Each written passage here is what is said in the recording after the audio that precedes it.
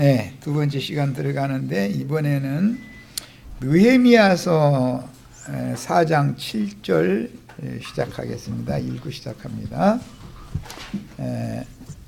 10장을 나눌 때는 에스라서를 읽었고 지금 11장 말씀과 연결시키기 위해서는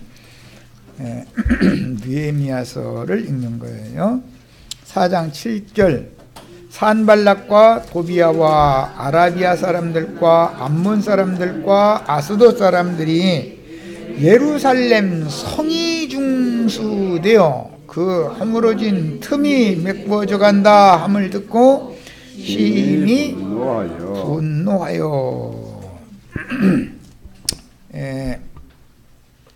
에스라서는 무너졌던 성전을 재건축하는 얘기죠. 느헤미야서는 뭘 지금 수축하는 얘기죠? 성을 중수하는 얘기예요.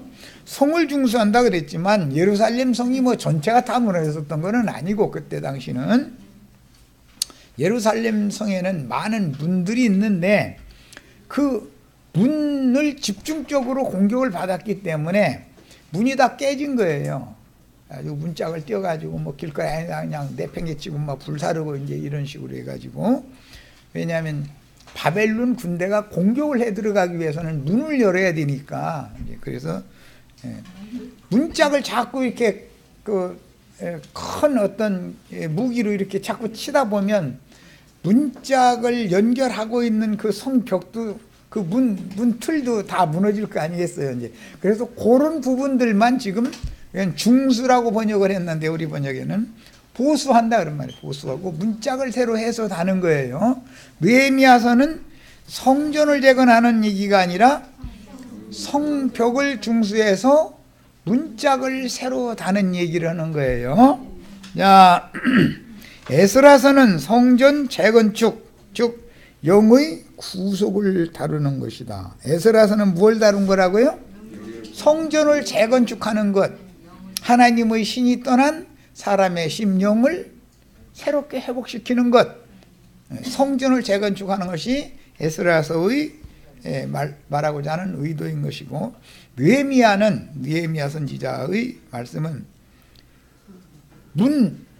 문이 달려있던 곳의 문짝을 공격을 받아가지고 문짝이 다 떨어져 나갔고, 그러다 보니까 문을 지탱하고 있던 그 성문 문틀들이 다 망가졌겠죠. 그것을 중수, 다시 보수를 하는 얘기를 하는 거예요. 자, 이것은 느헤미야서는 성벽을 보수를 해가지고 문짝을 다시 다는 것인데, 문이라고 하는 것은 사람의 생각을 상징한 거예요. 성전은 사람이 영을 상징한다면 문은 생각이단 말이에요. 그러니까 생각이 마귀에게 점령당했는데, 회파당했는데, 이것을 다시 보수해서 생각을 다시 정결케 해가지고 그 영을, 성전을 지키려면 성문이 견고하게 닫혀져 있어야죠. 이것은 영의 생각이 새롭게 되어 혼의 변화를 받는 거야. 생각을 새롭게 하여 너희가 변화를 받아라, 이렇게 신약의 표현을 이렇게 했죠. 그것은 혼의 구원을 이루는 과정을 다룬다. 그러니까 성전 건축하는 것은 그것도 쉽게 한 것이 아니지만, 성전을 건축하는 건 7일에가 걸린다고 되어 있고, 성벽을 수축을 다시 하는 것은 몇 일에? 62일에가 걸려요. 이것은 평생을 상징하는 거다 말이에요. 자, 우리가 영이 거듭났어도 구원을 이루는 건 교회 생활을 통해서 나의 생애가 다할 때까지 혼이 구원을 이루어 가는 거예요. 영은 거듭났을지라도 거듭난 것이 다가 아닌 거죠. 그러니까. 자, 이제 이런 기본 개념을 가지고 다니엘서 이번에는 이제 11장으로 갑니다. 다니엘서 11장. 자, 이스라엘 백성들이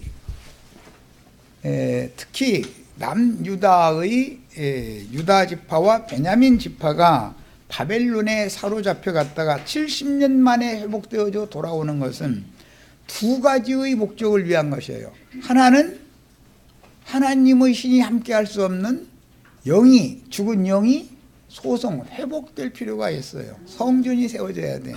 하나님의 성전은 피로 사신 형제 자매님들의 영을 말하는 거예요.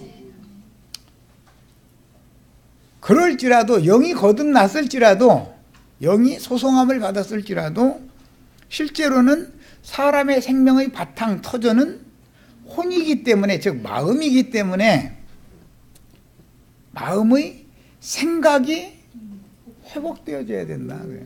영의 생각으로, 육의 생각이 영의 생각으로 다시 회복되지 않으면 영이 거듭났어도 사람이 영은 거듭났는데 그 마음의 생각이 육신에 속한 생각을 가지고 있으면 육적인 사람이나 다를 바가 없는 거죠. 그래서 양면을 성경이 지금 다루는데 오전 첫 시간에 그 기초 말씀을 나눴었던 것처럼 70년이 찼으면, 이 말은 다니엘루에서는 사실은 뭐 90몇 세에 죽었다고 그러는데 다니엘루에서는 다니엘의 인생이 끝날 때가 됐으면 그 말이에요. 이제 예레미야 선지자 같으면 예레미야 선지자가 주님 품에 갈 때가 됐으면 그 말이에요. 이제 70년을 상징을 해놓는 거예요. 우리는 각자 내가 주의 품으로 데려감을 받을 때가 이르렀다, 지금 그 말이에요.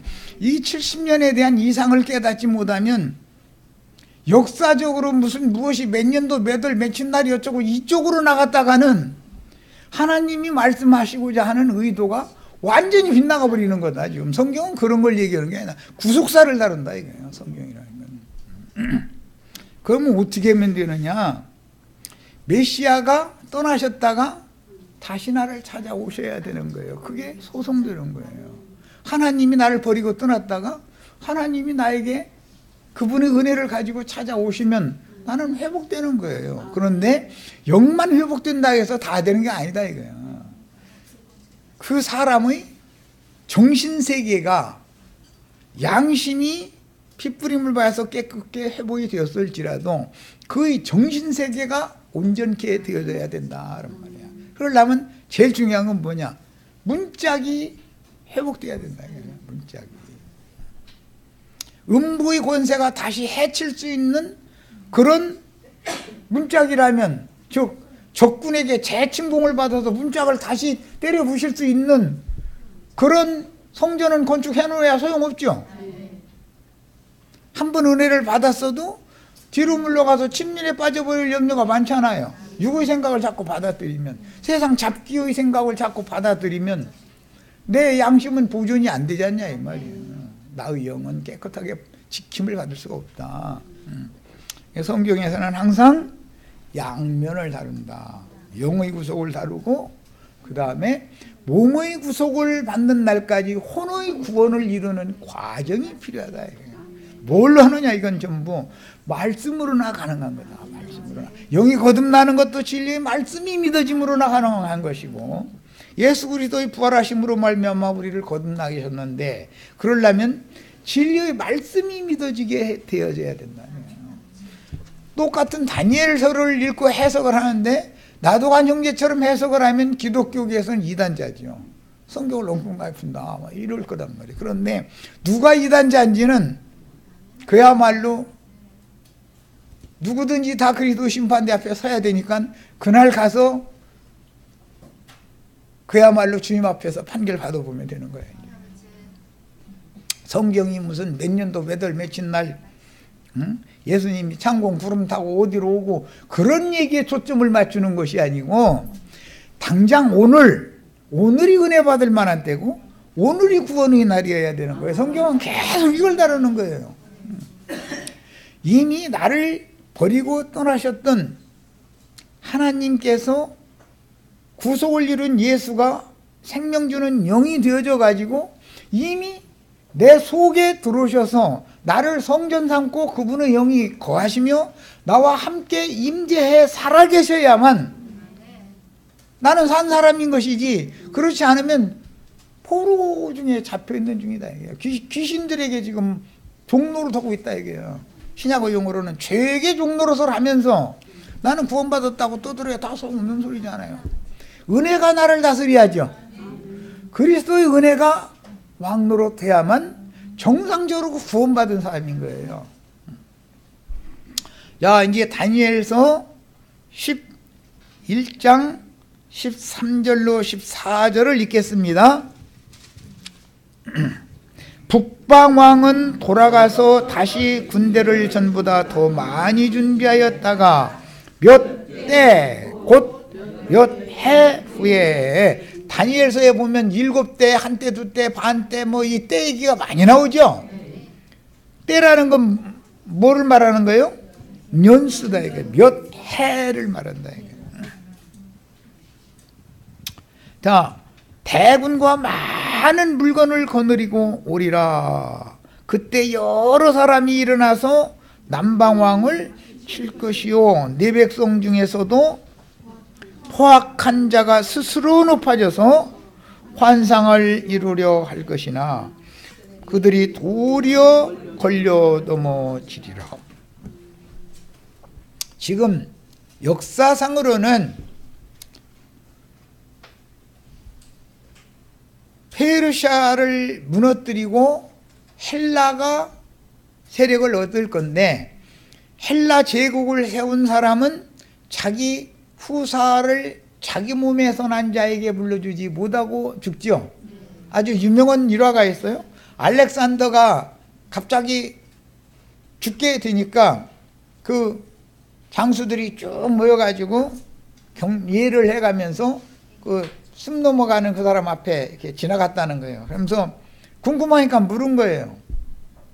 그게 참 물어보기 어려운 말이죠. 당신 죽으려고 그러는데 당신 죽으면 이 제국은 누구한테 물려주기를 바랍니까?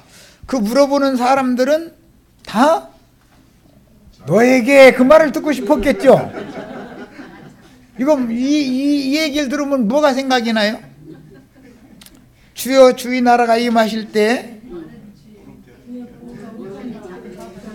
내 아들은 우편, 둘째 아들은 좌편 이렇게 앉게 해주세요. 그 생각나죠? 예수님은 자꾸 죽음을 얘기하고 있었는데, 나 예루살렘에 올라가면 난 죽는다. 자꾸 죽음 얘기하니까 제자들은 뭐 때문에 길에서 다퉜어요?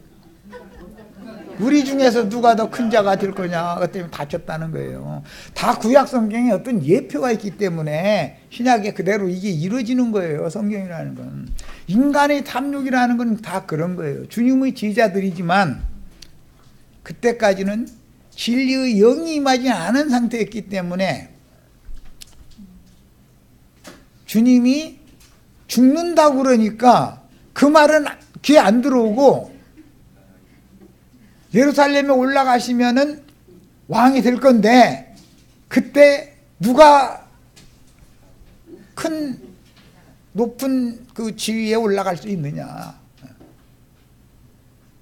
메시아의 왕국에서 좌지우지를 누가 할 거냐, 이것에만 관심이 있다는 거예요. 오늘날 안얼떨이지만 세상교회에 많은 목사들이 말로는 이리 돌리고 저리 돌리고 너무 그럴싸한 말을 하지만, 이만희 장길자 박명호만이 그러는 게 아니라 목사님들 다 뱃속에는 뭐가 들어있느냐 하면은 주님의 나라가 임하면 지가 왕노로 사는 것을 원하고 있어요. 그걸 다 속으로는 그걸 원하고 있어요. 그래가지고 전도를 왜 그렇게 열심히 하는 것 같아요? 자기 영광을 위해서 자기 왕국 세우려고 그러는 거예요. 그래서 이런 사람들을 계시록에서는 많은 불이 앉은 큰 음녀의 7 머리들이다 그러는데, 그들을 땅의 왕족들이다 그랬어요. 7 산이다 그랬어요. 그런데 주님께서는 그들이 고대하는 주님의 날이 이르면 그들을 영광의 자리에 앉혀준다는 거예요. 불로 살려버린다는 거예요. 김치국부터 마시지 마 그런다는 거예요. 천국에서 큰 자가 되고 싶으면 어떻게 하라겠어요? 섬기는 자가 되라고 그랬죠. 굴림하는 자가 되면 천국에서 큰 자가 되는 게 아니죠. 그런데 다 많은 사람들 불러보는 목적은 그 많은 사람들 자기 종 삼아가지고 군림하고 싶어 그러는 거잖아요. 이게 니골라당의 행위라고 그래요. 발람의 행위, 니골라당 행위 그래요. 그 자리에만 올라가면은 돈은 자동적으로 사람만 불러 모으면 돈은 자동적으로 들어오는 거니까. 예. 그러니까 돈 많이 거치려면은 축복을 많이 해줘야죠. 축복받으면 돈은 자연히 들어오는 거잖아요. 우리 형제 자매들 축복 안 받고 싶어요? 그런데 나는 값없이 축복해 줄게. 걱정 없이지 뭐. 11조 헌물을 안 갖다가 바쳐도 걱정 없이 다 축복해 주니까. 그런데 우리는 하늘에 속한 신령한 복으로 준비하신 그 복을 받는 사람이죠. 창세전부터 그 복을 준비해 놨다는 거잖아요. 에베소서에 보면. 그런데 썩어지고 없어져 버릴 썩을 복 받는 것만 그렇게 좋아해 사람들이. 이렇게 말하면 아니 그러면 예수 믿는 게 복 받으려고 믿는지 말은 맞습니다. 복 받으려고 믿지요. 그런데 그 복의 종류가 뭐냐는 것이지. 그죠? 자, 그 다음에 이번에는 5장 아니다. 저기 20절 21절 지금 11장 나갔죠. 20절 21절입니다. 그 왕위를 이을 자가 압제자를 그 나라의 아름다운 곳으로 두루 다니게 할 것이나 그는 분노함이나 싸움이 없이 몇 날이 못되어 망할 것이요 또 그의 왕위를 이을 자는 한 비천한 사람이라 나라의 영광을 그에게 주지 아니할 것이나 그가 평안한 때를 타서 속임수로 그 나라를 얻을 것이며 그랬어요. 이 말은 지금 헬라의 대제국을 네 장수가 분할 처음에는 하게 됐는데 그런데 수리아 왕이 득세를 하면서 이 잔머리가 잘 굴러간 사람이에요. 그래서 주변국의 다른 장수들과 계약을 체결을 하는 거예요. 서로가 불같이 우리는 요역을 하고 야 우리 이 알렉산더 대왕 밑에서 우리가 서로 협력해가면서 이렇게 잘 지냈는데 서로가 치고받고 하면 되겠냐 이제 딱 조약 체결을 하는 거예요. 그러다 보면은 좀 저 사람 만변할 사람 아니야 하게끔 믿을 만한 뭔가를 자꾸 하겠죠. 그래서 먼 어떤 애굽이나 먼 데에 대해서는 경계를 해가면서 바로 옆에 있는 이 시리아의 이 안티오쿠스 왕과 이 사람한테는 경계를 느슨하게 한다 이거야. 그럴 때 기습작전을 하는 거예요. 그런 보루쟁이가 예루살렘을 침공하는데도 안식일 날 딱 기다리고 있다가 딱 갖다 쳐버려요. 왜? 유대인들은 안식일 날은 기도만 하고 있는 걸 알으니까. 그래서 이 사람은 아주 술수에 능한 사람이다. 그런데 그렇게 해서 비겁한 방법으로 나라를 다른 두 장수의 지역까지 영역까지 다 북쪽은 전체를 오늘날 하면 이제 헬라 지역인 그리스 그 본토 지역 여기까지 저 인도 지역까지 북방 지역은 전체를 통일을 해버렸어. 그런데 하나 목구멍에 걸리는 가시가 하나가 남아가지고 밥이 안 넘어가. 왜 그러냐면 저 아래 남방짐승 애굽이라고 하는 나라를 거기까지 다 먹여야 하는데 거기에 살아있는 것이 영영영 밤이 안 드는 거예요.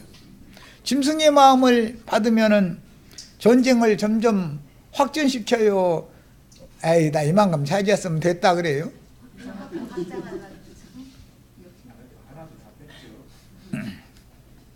히로히토라는 놈 육 조금 둬야 돼. 분이 안 편리해서 그래 나 지금. 그놈이 조선 땅 먹고 나니까 배부가 더 커지죠. 두만강, 압록강 건너가면 만주 드넓은 땅이 있다는 데서 만주까지 먹었네. 이제 어떻게 하던 것이 그 청나라가 지배하고 있던 자리잖아요. 아, 그러고 나니까 여기만 먹어서는 안 되지, 중국 본토 중원을 내 땅 삼아야지 해서 중국 본토까지 전쟁을 일으켰어요. 그런데 중국은 못 먹고 미국이 원자 북한 갖다 터뜨리는 바람에 쫄딱 망해버린 거죠, 하루아침에. 예. 자, 이제 그런 것처럼 인간이라는 것은, 인간의 육체의 욕심이라는 것은 이제 그만이라는 것이 있어요. 조금만 더 다고만 하는 거예요. 계속 다고만 하죠.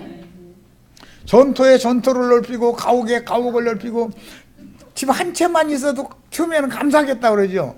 월세 살 때는 전세만 살게 해주시면 그래요. 다 월세 나가는 게 너무 버겁다 이거요.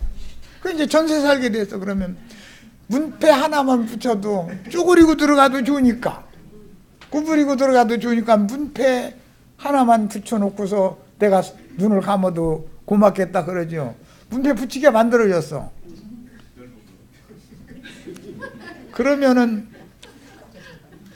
이거 자꾸 어디 사방에 새 쌓고 뭐 문제 있어, 아이고 이게 고생 좀 많고 살 수 있는 깨끗하고 그래도 좀 그런 괜찮은 집으로, 좀 좋은 집 달라고는 않지, 그냥 괜찮은 집으로 좀 하나 주세요. 또 그래요.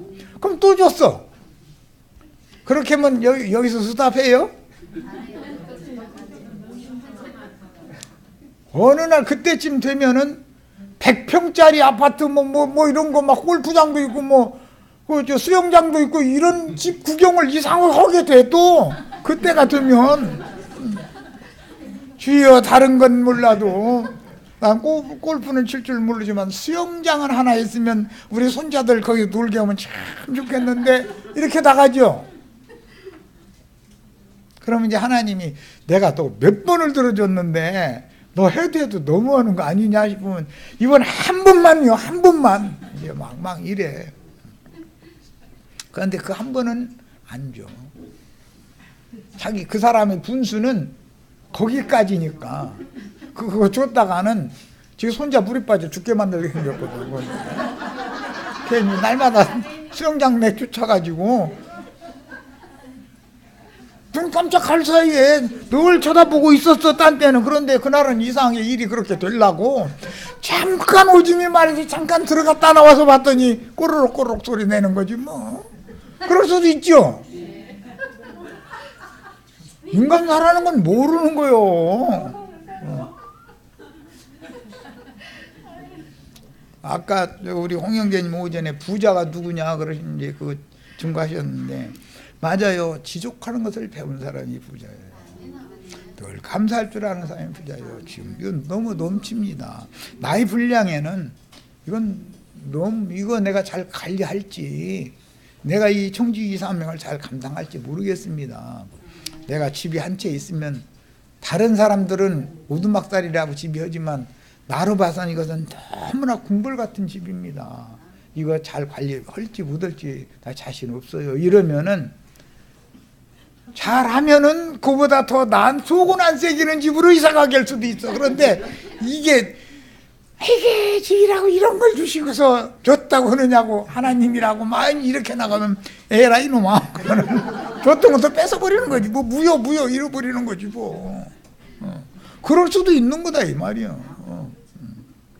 그래서 사람은 항상, 부자는 영혼 속의 모든 것이 풍요로운 사람이기 때문에 현재 상태를 불효로 누릴 줄 아는 사람, 지족하는 것을 배우는 사람이고 현재 상태를 감사할 수 있는 사람이에요.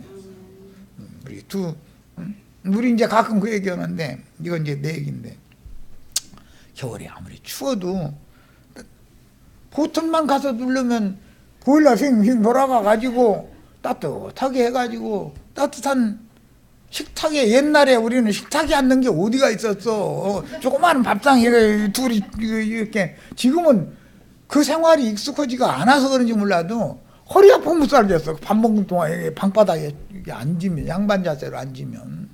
사람이 습관이 금방 바꿔지더만.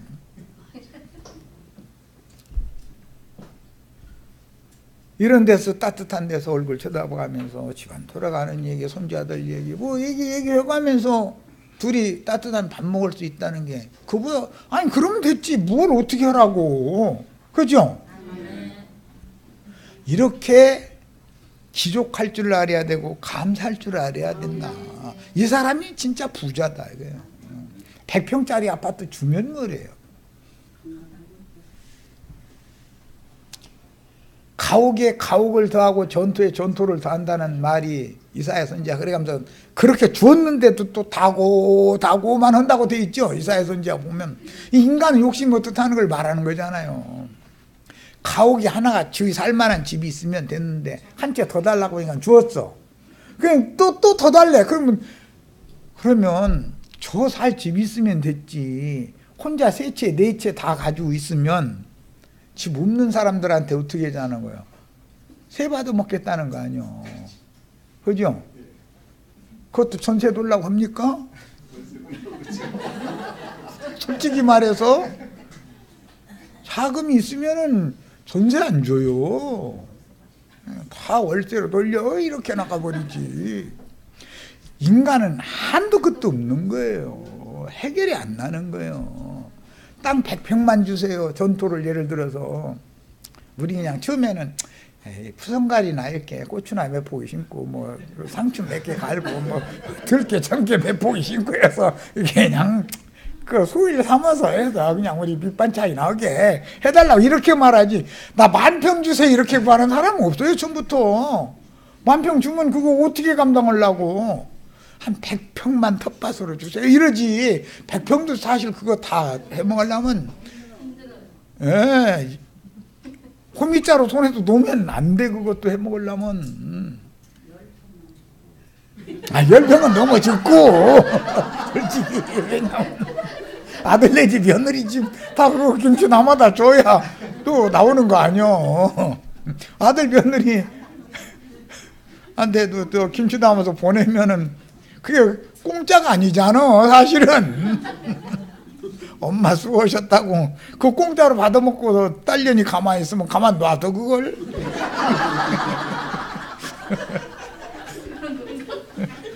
나 같아도 그거 가만 안 놔둬.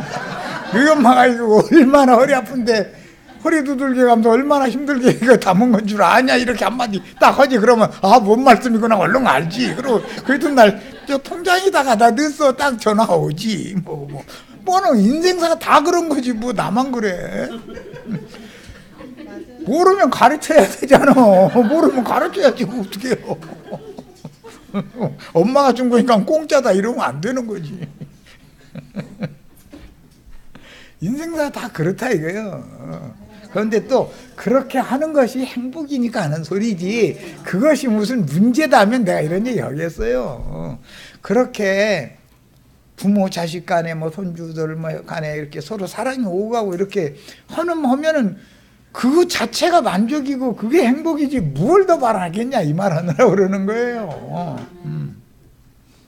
그런데 이런 말은 못 알아듣고 막 몇 억짜리 막 뭐 통장 이렇게 막 며느리한테 줘가면서 막 또 심지어 뭐 야 이거 저 그냥 무한 카드다 해가면서 너 필요하면 써라 딱 이렇게 했으면은 자기 기분 내키는 대로 그렇게 하면 좋은지 모르지만 자식 망가뜨려 놓는 짓을 하는 것이거든.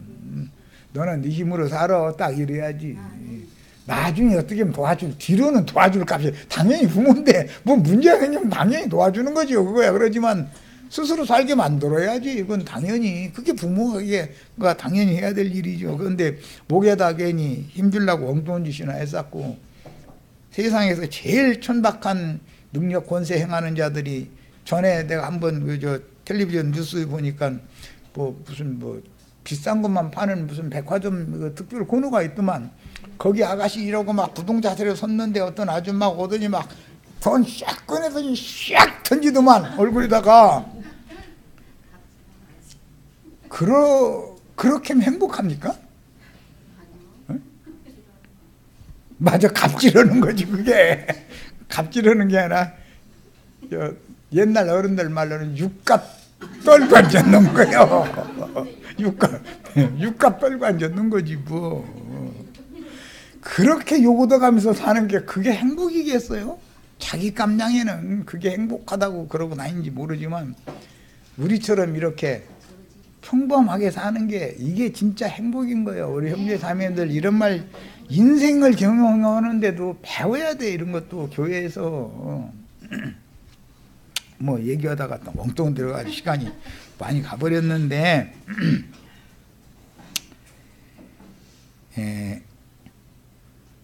주님께서는 다니엘이 기도한 대로 70년이 찼으니까 자기 백성들을 위해서 기도하는 것이 다니엘이 자기를 위해서 기도하는 게 아니었죠.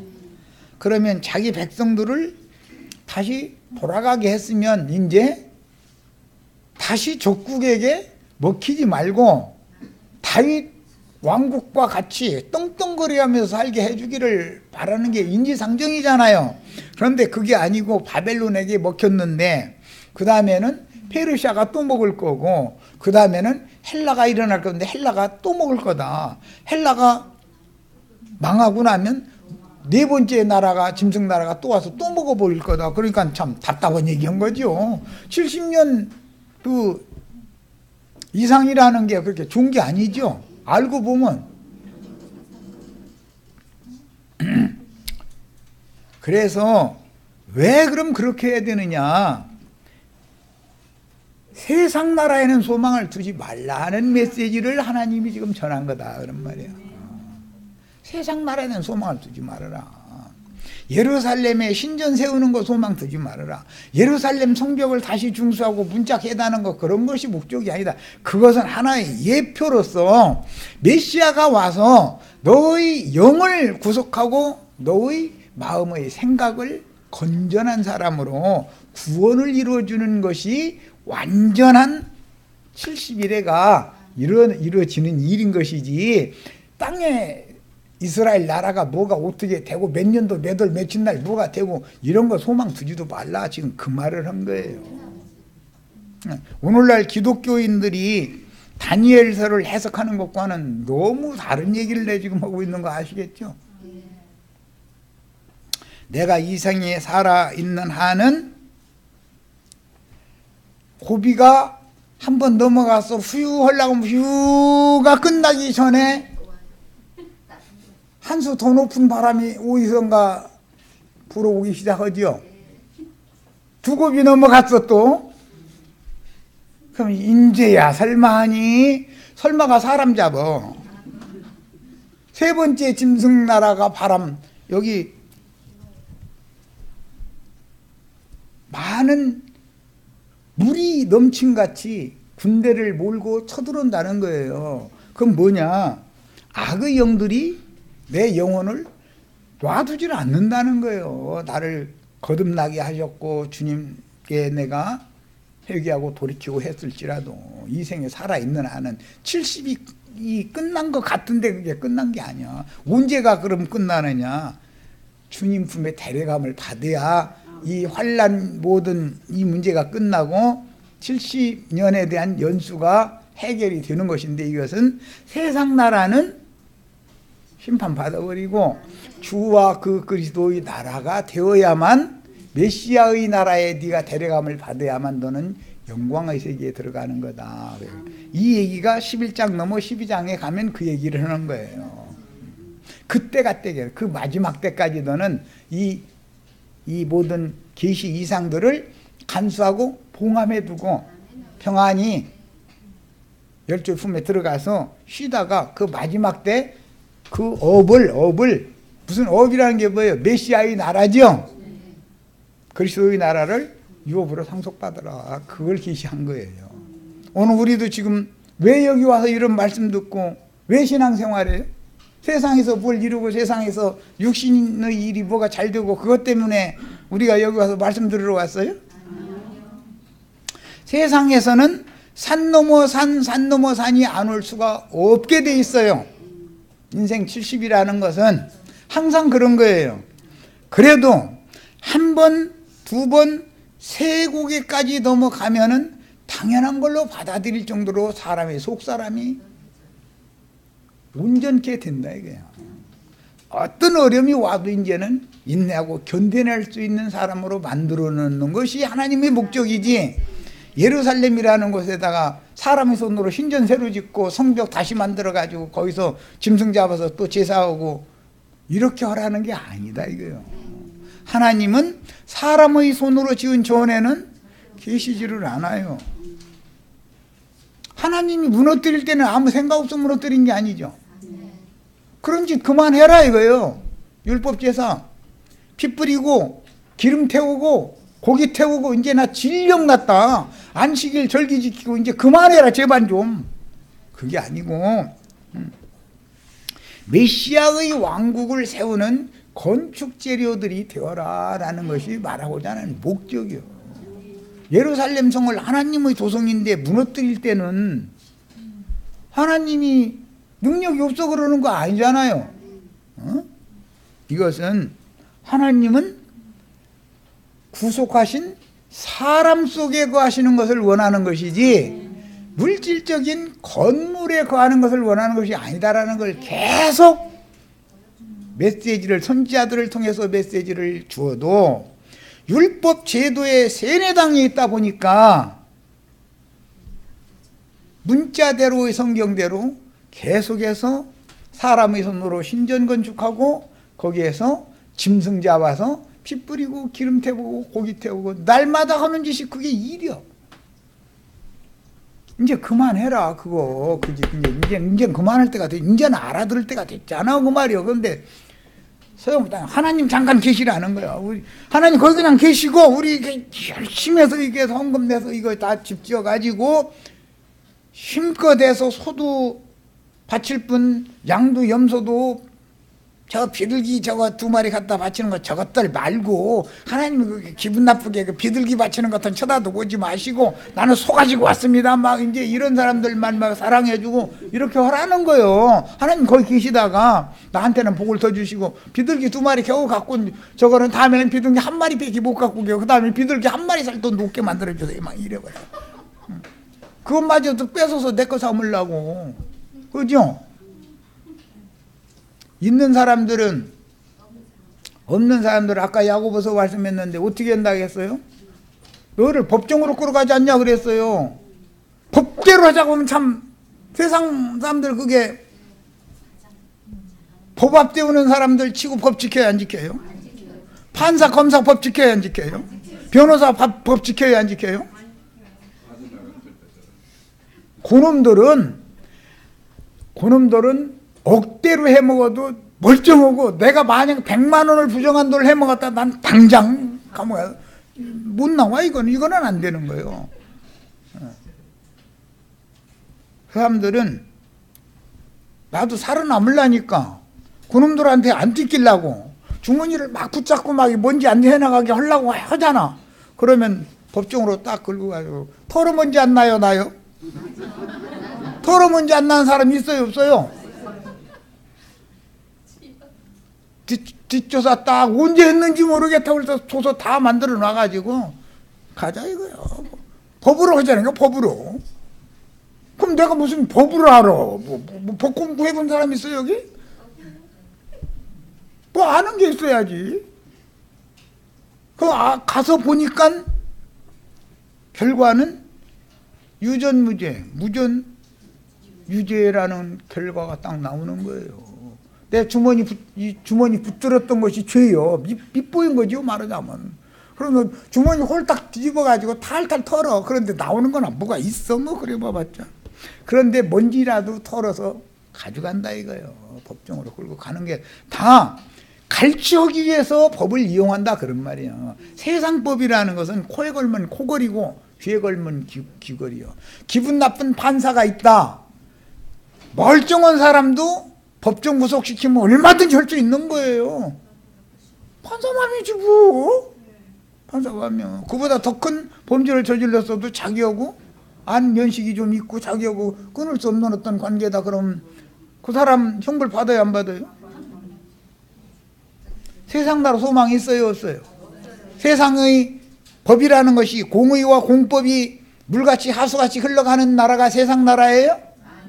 아니에요. 메시아의 나라가 이루어져야 돼요. 세상 나라는 그래서 심판을 해야 되는 거예요. 그래서 이런 걸 알아야 돼. 그런데 이런 얘기를 해주면 그 사람 뭐 다니엘서 뭐 11장 뭐 말씀한다더니 뭐 무슨 놈의 뭐 그냥 가난한 사람들을 부자가 더 착취하고 이런 세상 나라라는 것. 한국에는 뭐 두 국에는 뭐 네 국에까지 넘어가야 끝난다더라. 뭔 놈의 인생을 그렇게 고달프게만 사는 복음을 전하느냐 이런단 말이야. 이런 것을 인생을 모르는 사람은 성경이 절대 깨달아질 수가 없는 거예요.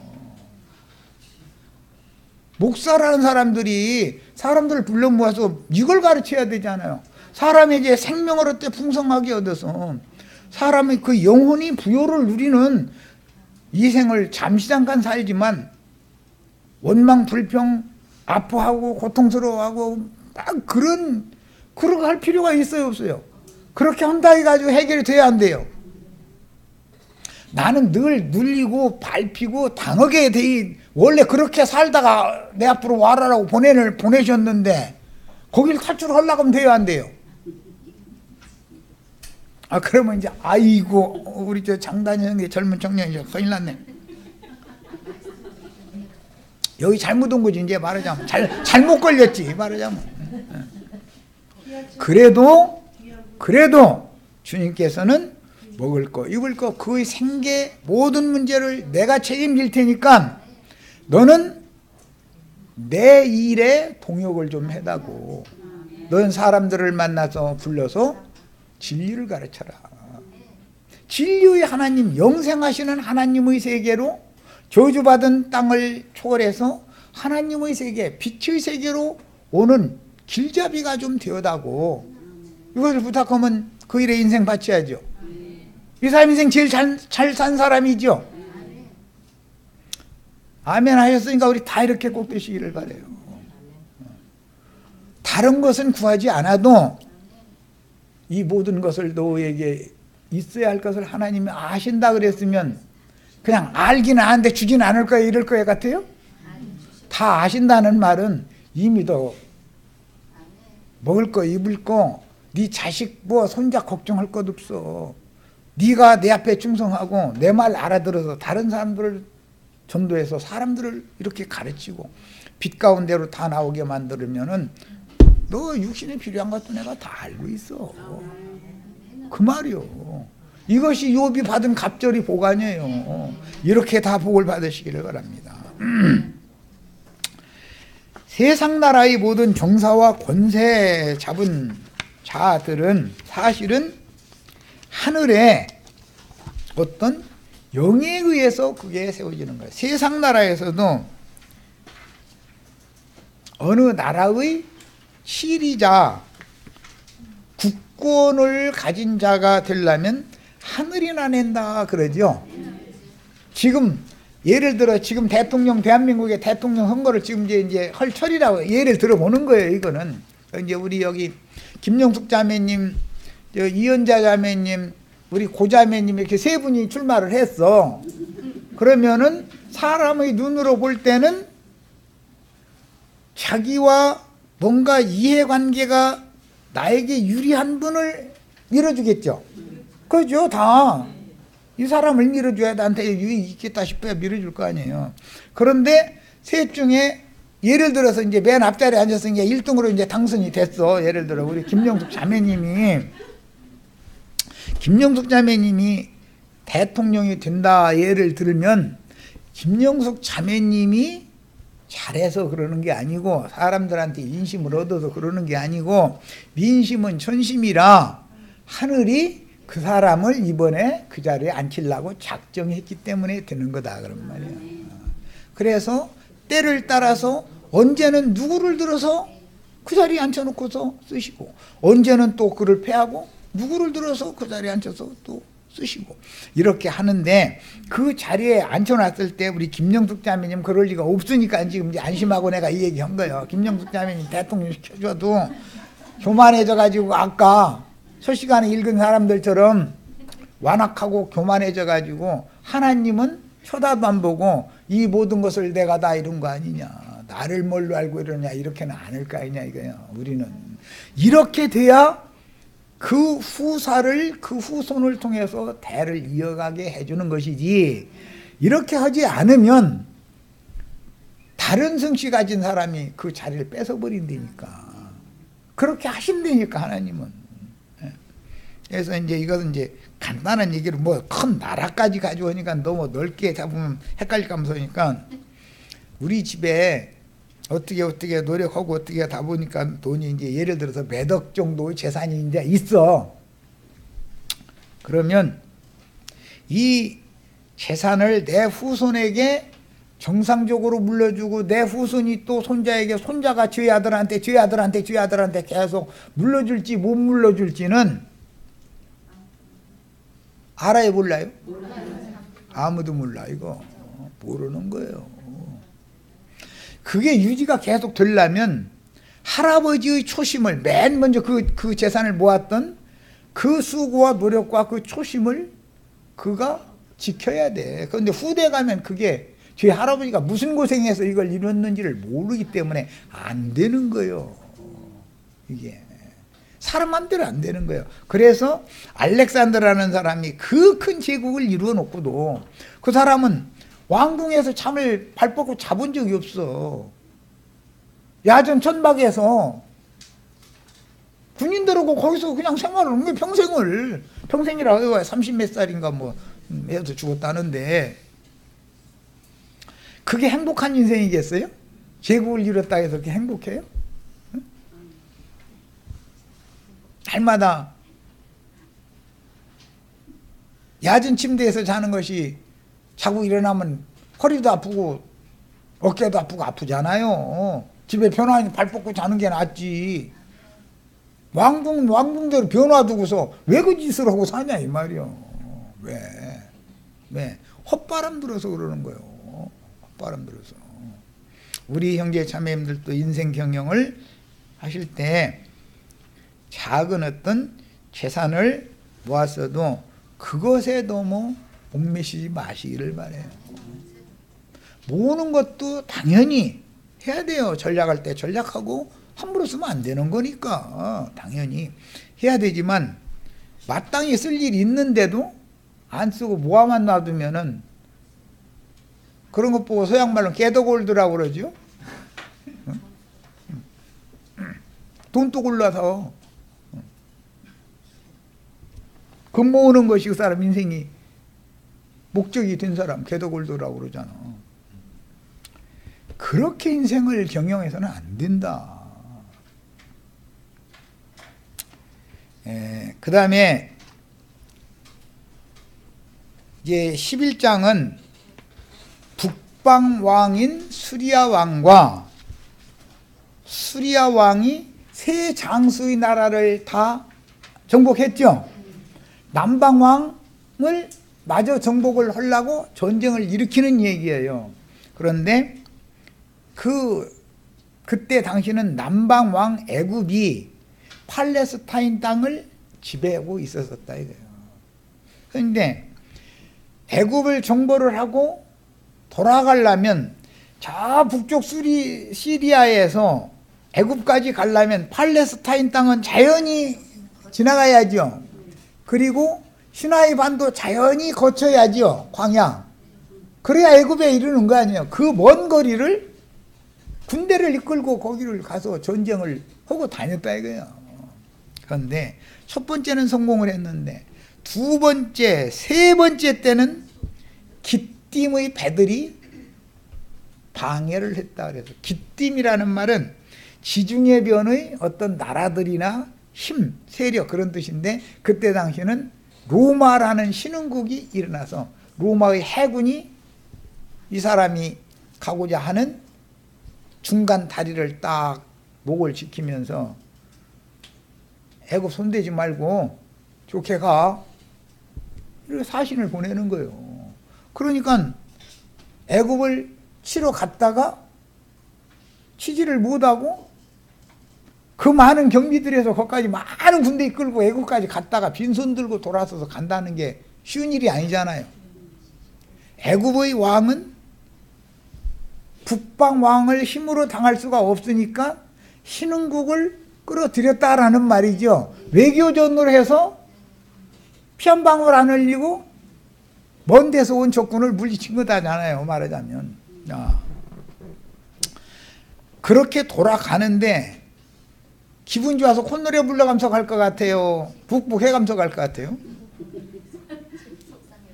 화가 하늘 끝까지 치미는 거예요.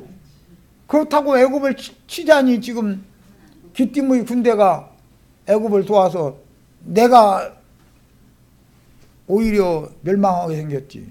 헐수시 돌아가는 입장이니 속에서 부글부글 끓는 거죠.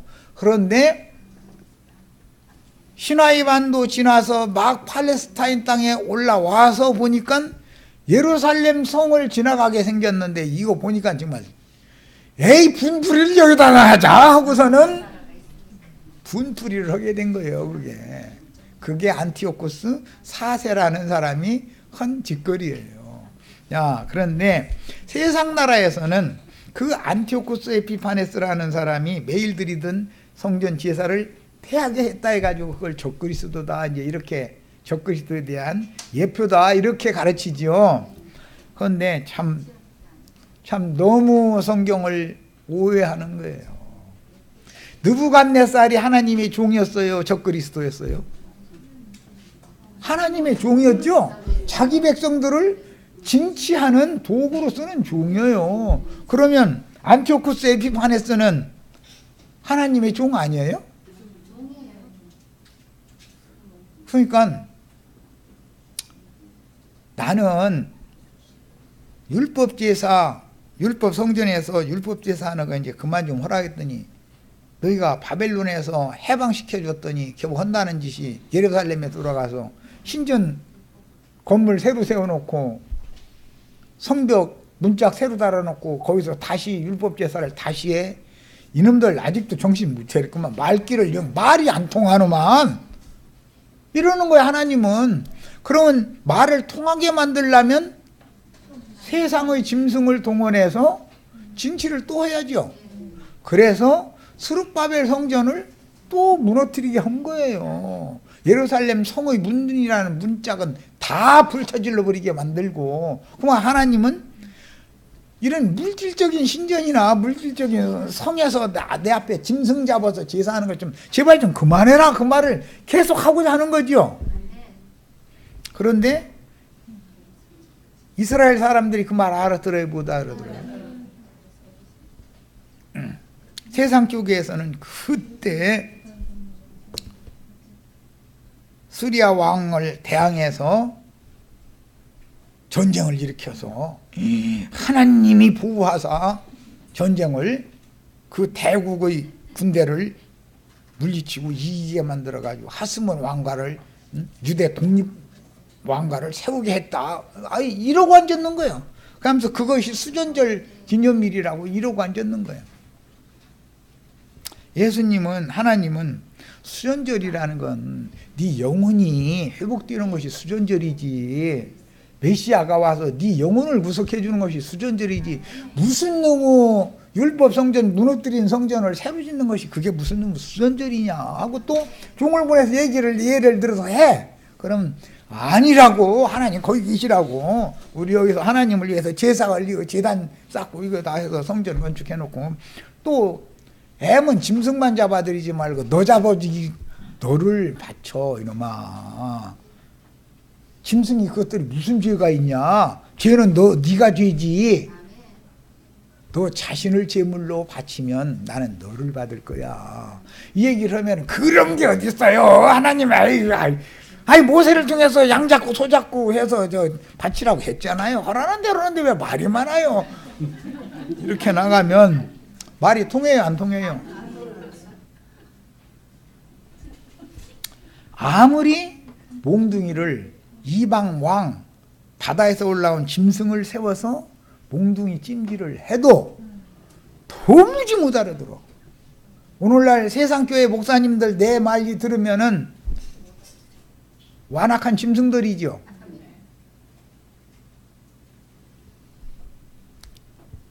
그렇게 자기네들은 지금 하나님 앞에 충성하고 있는데 뭔 소리냐 이거요. 그 사람 다니엘서 성경 푸는 거 보니까 그냥 멋대로 풀고 이건 용 아니더만. 멋대로 푸는지 용 아닌지는 길고 짧은 건 대봐야 알아. 그래서 스룹바벨 성전을 무너뜨려 버리게 만든 거예요. 짐승제사, 율법제사 무더기 하는 거예요. 그런데 하스몬 왕가가 세워지고 나니까 나중에 로마가 득세를 하면서 하스몬 왕가를 문을 닫게 만들고 헤로드 왕가를 로마가 세웠어요. 대제사장 안나스라는 유대교의 대제사장도 그게 정상적으로 레위 계열의 장자 아론 지파에서 세워진 사람이 아니고 로마가 자기 나라에 충성할 사람 레위인도 아닌데 저보다가 이렇게 대제사장 시켜준 거예요. 임명제가 됐다 이거요.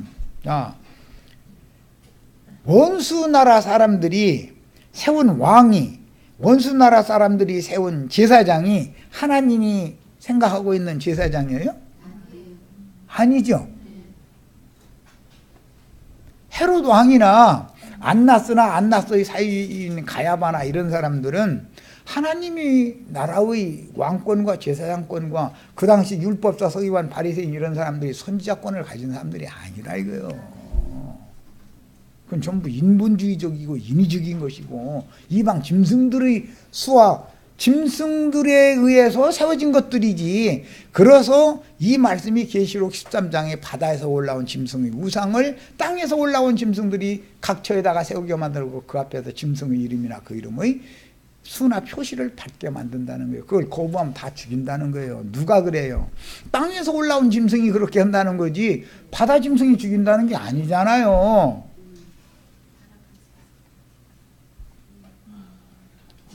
빌라도가 바다에서 올라온 짐승이었죠. 로마 황제의 대리자잖아요. 바다에서 올라온 짐승의 열 뿔들. 로마 제국 내에 있는 한 도의 뿔이잖아요. 유대도를 다스리는. 원래는 헤롯과 대제사장 사이가 안 좋았어요. 그런데 예수 죽이는 일에는 그날 당일에 뭐가 됐다 했어요? 친구가 돼. 예수 죽이는 일에는. 자, 적그리스도라는 것은 안티오쿠스 에피파네스나 로마의 타이터스라고 하는 장군, 나중에 이제 황제가 됐는데 그 티투스라고 하는 장군이 적그리스도가 아니라 그는 하나님이 쓰시는 종들이고 실제로 적그리스도는 헤롯 왕이나 대제사장 무리가 예수를 대적한 적그리스도들이지 무슨 빌라도가 예수 죽이려고 했어요? 아무리 조사해봐도 죽일 죄가 없다 그랬어. 이방 짐승은 죽이려고도 안 해, 예수를. 적그리스도라는 말은 그리스도를 대적한다, 대항한다 그런 말이요. 요한 1서, 2서 보면은 요한 1서지. 1서에 보면은 적그리스도들이 지금 많이 일어나 있다 이렇게 돼 있죠. 그렇죠? 그러면 이미 사도 시대에 적그리스도들이 많이 있었어요 이미. 자, 그러면 그 적그리스도들이 무슨 바다에서 올라온 짐승을 말하는 거냐 말이요. 그게 아니죠. 주님의 교회에 의해서 자기가 땅의 왕족들로서 왕노릇도 하고 지가 레위지파래 sul제. 레위지파 중에서도 저는 아론의 직계에서는 장손이래. 아예 이래버려. 아니 그런 목사 봤어요? 이방 나라의 목사가 아론 지파 봤어요? 이방 나라의 목사가 다윗의 자손이에요? 다윗의 자손은 예수를 말하는 거예요 지금. 그런데 메시아 그리스도, 그 그리스도를 누가 대적하느냐 이 말이에요. 누가. 그때 당시 많은 적그리스도들은 자칭 나는 그리스도다. 나는 자칭 사도다. 나는 자칭 선지자다. 하는 자들이 적그리스도들인 것이지, 세상 나라 정치하는 사람들이 무슨 놈의 예수를 대적해서 뭐 하고 말고를 뭐 합니까? 지금 여기 문 대통령이 나두관 형제 그놈 잡아들여. 그놈 이거 다니엘서 잘못 가르치는만 그놈 잡아다 죽여야 되겠어. 아니 문재인 대통령이 그럴 일이 있습니까? 예수를 헤롯과 대제사장 무리와 율법사 서기관 바리새인 무리들이 예수를 모함해서 죽인 것이, 이게 대적하는 거죠. 그리스도를, 그 그리스도를 영접하지 않고. 그런 것처럼 이 시대에, 교회 시대의 종결기에는 이 작은 소자에게 한 것이 곧 내게 한 것이고, 이 작은 소자에게 하지 아니한 것이 곧 내게 하지 아니한 것이다. 판결을 최종적으로 이렇게 해요. 자, 그러면 이 시대에는 나두관 형제에게 어떻게 하는 것을 문재인 대통령이나 시진핑 아저씨나 트럼프 아저씨나 이런 사람들이 그 다니엘서 잘못 가르치는 놈 그놈 좀 죽여 이렇게는 안 할 거 아니란 말이야. 무슨 상관이 있어? 적그리스도들이라는 게 누구를 말하는지 이제 아시겠죠? 자칭 왕, 자칭 제사장, 자칭 선지자, 소위 말하는 삼권을 주장하는 자들이 적그리스도들인 것이다. 그런데 계시록 17장 말미 부분에 보면 적그리스도들은 정치와 원래는 손을 잡고 있기 때문에 평화시대에는 바다 짐승들과 잘 지낸다 이거예요. 그 바다 짐승 우상 세워놓고 가서 저라고 표 받으라고 이렇게 선전하고 다니는 게 땅의 짐승들이 하는 짓거리잖아요. 그러다가 하나님이 문제를 해결할 때가 되면 안티오쿠스 에피파네스를 일으키시고 디도를 일으킨 것처럼 교회 시대의 끝에 바다에서 올라온 짐승의 10뿔들 중의 누구를 동원시켜서 세상 교회를 대대적으로 박해를 하게 한다 이거예요. 그들이 드리는 자신들이 손으로 지은 신전에 모여서 거룩거룩 하면서 예배를 못하게 만드는 때가 온다 그 말이요. 그런데 우리는 그날 볼 필요가 있어요 없어요? 그날 오기 전에 그게 좀 미리미리 온전하게 되셔가지고 데려가 받는 게 제일 좋은 방법이고, 그날은 정해져 있기 때문에 반드시 온다 이거예요. 짐승 때라는 게 온다 이거예요. 그러면 그때는 음료를 벌거벗기고 음료의 7머리들을 완전히 불살라버리는다라는 말이에요. 그러면 음료의 7머리들, 음료가 뭐예요? 음료는 세상 교회죠. 세상도 사랑하고 하나님도 사랑하고 두신 섬기는 거예요. 세상 교회 음료예요. 음료의 7머리들이라는 건 온 땅에 있는 기독교계의 종교 지도자들을 말하는 말이다 이 말이야. 적그리스도라는 것은 적그리스도 누구라고 해가면서 설교하고 있는 저 자신을 말하고 있는데 이런 것이 감춰져 있다. 이게 비밀이다 이 말이야. 바다에서 올라온 짐승의 10뿔들이 한 짐승에게 자기가 하고 싶은 대로 하라고 권세를 다 갖다 맡겨주더라는 거예요. 그러면 음료를 벌거 벗겨가지고 불라주 살려버린다. 왜? 그 음료의 성에 선지자들과 사도들과 성도들의 피가 그곳에 가득 찼기 때문에, 무지한 피를 흘린 피값을 하나님이 그런 방식으로 세상 나라의 정치 지도자들을 통해서 더 이상은 사람의 손으로 지은 예배당 성당에 모여서 종교적인 의례 행위를 하지 못하게 아무리 전해도 나두관 형제만 이단되고 참 죽일 놈이라고, 뭐 아직은 뭐 이런 사람도 없지만 여기 몇 명 모지도 않는데 뭐 나를 원수 삼아서 일이야 뭐가 있겠어. 근데 아직은 이런 일도 없지만, 그러나 우리 형제 자매님들도 항상 이 몇십 명만 모이고 말 건 아니잖아. 이게 진리면 온 땅에 전파되는 날이 올 거 아니야. 뒤집어질 날이. 그날은 난 이 땅에 있지도 않겠지만 그러면 그 사람들이 가만히 있냔 말이야. 그 사람들이 당하고 가만히 있을 것 같아요. 주소님 다 뺏어가는데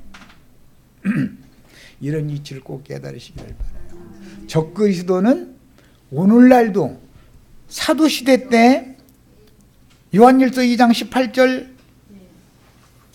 19절 읽겠습니다. 6페이지에 자료해드렸어요. 아이들아 이것이 마지막 때라. 다니엘 12장에 보면 마지막 때까지 이거 간수하고 봉함해더라 이랬었죠. 그랬는데 예수님이 오셨을 때 그때부터 이미 마지막 때였다는 거 여러 번 말씀드렸어요. 사도시대가 예수님 죽었지만 바로 사도시대가 마지막 때였다 이거예요. 무엇로 증거를 삼느냐? 적그리스도가 이르겠다 함을 너희가 들어온 것과 같이 지금도 그때 당시 사도시대에 요한사도가 사역하고 있던 그 시대에 지금도 많은 적그리스도가 일어났으니 이러므로 우리가 마지막 때인 줄을 아노라. 많은 적그리스도들이 사람의 손으로 지은 전에 자기를 보여 하나님이라고 노골적으로는 않지만 내가 하나님의 대리자다 이렇게 주장하는 자들이 서 있죠. 그걸 보면 어떻게 해야 돼요? 내 백성아 거기에서 나와서 성령과 신부가 오라 하는 것으로 도망가야 돼. 산으로 도망가야 돼. 그런데 이게 안 보여. 왜? 봉함돼 있으니까. 비밀이니까. 적그리스도라는 것은 구속을 이룬 주님께서 지금 살려주는 영, 그 영이 되어 이미 재림하셔가지고 사도들 속에 생명으로 살아계시기 때문에 마태복음 28장 마지막 구절에 뭐라고 되어 있냐면 보라 내가 세상 끝날까지 너희와 함께 있겠다 그랬죠. 천당 어디 높은 곳에서 금집 짓고 있겠다라는 게 아니죠. 제자들과 함께 있는 거예요. 2000년 전부터 지금 매 세대마다 이 일이 반복되고 있는데 이걸 전하면 이단이요. 나도가 형제는 이단이 되는 거예요. 오늘 우리 형제 자매님들과 함께 계시지 않는 예수는 그런 예수 믿으면 그는 하나님의 백성이 아니에요. 하나님의 자녀가 아닌 거예요. 버림받은 자지. 자, 그러니까 무엇가 대적하는 거예요? 이미 재림하셔서 제자들과 함께 계신 그 그리스도를 대적하는 자들이 적그리스도들이다 이거예요. 적그리스도들. 예. 저희가 우리에게서 나갔으나 당지에서 나간 거예요. 우리에게 속하지 아니하였나니 만일 우리에게 속하였더라면 우리와 함께 가였으려니와 저희가 나간 것은 다 우리에게 속하지 아니함을 나타내려 함이니라 그랬어요. 자, 읽고 마칩니다. 요한일서 2장 22절로 23절 읽습니다. 거짓말하는 자가 누구뇨? 예수께서 그리스도이심을 부인하는 자가 아니뇨. 아버지와 아들을 부인하는 그가 적그리스도니. 그러면 기독교인들은 그럴 거예요. 하늘에 계신 아버지를 부인하는 사람은 적그리스도야.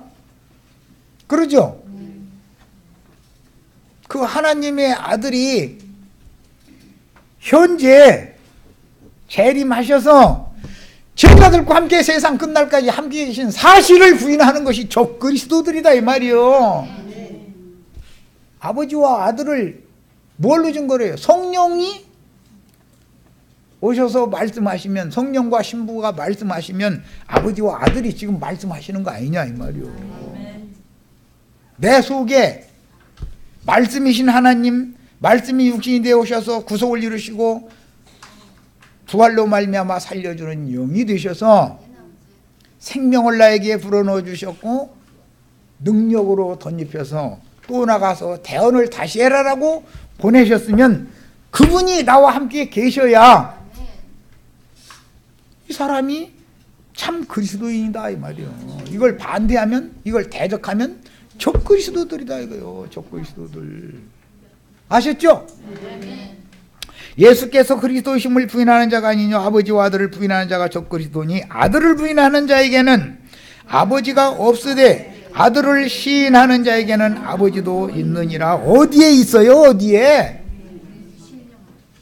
그래서 요한서신은 뭘 다루느냐, 너희 안에 계시니가 세상에 있는 이보다 더 큰 사실을 알아라. 누가 큰 분이에요? 내 안에 계신 분이, 내 안에 계신 그 그리스도가 세상 신보다 더 큰 분이요.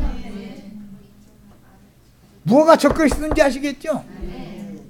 무슨 놈의 안티오코스 에피파네스가 적그리스도고 타이터스 그러니까 예루살렘 성전 무너뜨리는 사람이 적그리스도가 아니라, 무너뜨리는 사람의 손으로 지은 전을 무너뜨리는 사람은 하나님이 쓰시는 내 종 느부갓네살, 내 종 고레스지요. 고레스도 내 종이라고 돼 있죠. 이해하셨어요? 이방의 적국의 왕이지만 하나님이 자기 백성들의 말귀를 못 알아듣는 사람들을 말귀를 귀를 뚫어주는 용도로, 몽둥이 찜질을 하는 용도로 그렇게 쓰신 것이고, 그들이 그런 일을 하니까 자칭 성전을 지켜야 되고 성을 지켜야 된다고 해서 사람들을 미혹해가지고 성 안으로 다 불러들여가지고 거기에서 전멸당하게 하는 자들이 적그리스도들이다 그 말이요. 우리 지금 이제 성전에 예배당에 성당에 꾸역꾸역 모여 들어야 되겠어요? 도망가야 되겠어요? 여기까지서 바칩니다. 다니엘서 이제 다 바친 거예요. 12장 말씀은 부활에 관한 말씀이기 때문에 요한복음 말씀하고 있는 중이니까 거기서 다룰 겁니다.